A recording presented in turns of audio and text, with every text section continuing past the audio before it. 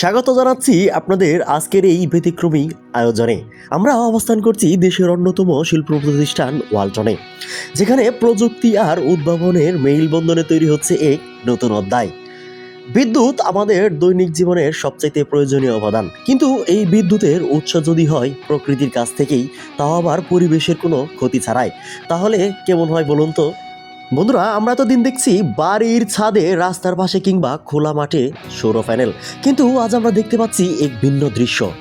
পুকুরের জলে ভাসছে সোলার প্যানেল, আর সেখান থেকেই তৈরি হচ্ছে বিদ্যুৎ। যে পুকুরে এক সময় শুধু মাছ চাষ হতো, আজ সেই পুকুরেই হয়ে উঠেছে বিদ্যুতের উৎস। এই যেন পানির বুকে ভাসছে আলো, আর সেই আলোই ভাসছে ভবিষ্যৎ। বন্ধুরা, এই ভাসমান সৌরবিদ্যুৎ ব্যবস্থা কিন্তু অভিনবয় নয়, অত্যন্ত কার্যকর।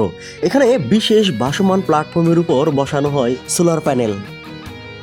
বন্ধুরা, মজার বিষয় হচ্ছে এই পুকুরে বিদ্যুৎ উৎপাদন হলেও এই পুকুরে যে মাছ চাষের কমতি তা কিন্তু নয়। দেখুন, হাত দিয়েই কি পরিমাণ মাছের পোনা বলি আমরা, কি মাছের বাচ্চা কিভাবে সংগ্রহ করা যায়, আপনারা হাত খেয়াল করলেই আশা করি আপনারা ধারণা পাচ্ছেন এই কি পুকুর থেকে বিদ্যুৎ এবং মাছ দুটোই পাচ্ছি। বন্ধুরা, আমি আগেই বলেছি বিশেষ ভাসমান প্ল্যাটফর্মের উপর বসানো হয় সোলার প্যানেল। শক্তিশালী অ্যাঙ্কার দিয়ে পুকুরের তলদেশে বেঁধে রাখা হয়। সূর্যের আলো থেকে উৎপন্ন বিদ্যুৎ ইনভার্টারের মাধ্যমে ব্যবহারের উপযোগী করা হয়।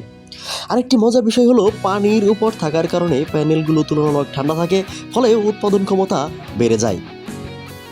বন্ধুরা, এই প্রযুক্তির সবচেয়ে বড় দিক হচ্ছে এটি পরিবেশ বান্ধব ও টেকসই। জমির কোনো অপচয় নাই, পানির বাষ্পীভবনও কমে যায় এবং মাছের সাথে কার্বন নিঃসরণ কমিয়ে পরিবেশ রক্ষা করে। তবে সারা বিশ্ব যখন জলবায়ু পরিবর্তনের চ্যালেঞ্জ মোকাবিলা করছে, তখন এমন উদ্যোগ সত্যি একটি প্রশংসনীয়, এটি নিঃসন্দেহে। বন্ধুরা, উন্নয়ন তখনই টেকসই হয় যখন তা প্রকৃতির সাথে সহাবস্থানে এগিয়ে যায়। ওয়ালটনের এই ভাসমান সৌরবিদ্যুৎ প্রকল্প আমাদের দেখিয়ে দিচ্ছে, চাইলে আমরা প্রকৃতির ক্ষতি না করেও উন্নতি শিখরে পৌঁছাতে পারি।